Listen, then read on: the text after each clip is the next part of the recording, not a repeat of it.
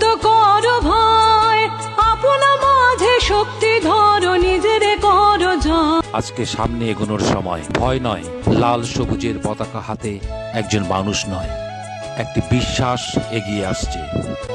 দুর্বলের রক্ষা কর, দুর্জনের হানো।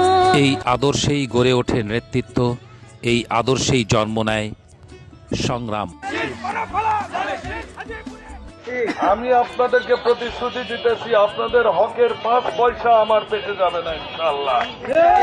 আমার নেতা শহীদ প্রেসিডেন্ট জিয়াউর রহমান বীর মুক্তিযোদ্ধা, সেক্টর কমান্ডার, স্বাধীনতার ঘোষক। আমার বাপ বীর মুক্তিযোদ্ধা ছিলেন, তারই সন্তান আমি শ্রমিক ছিলাম, মানুষের কাজ করতাম।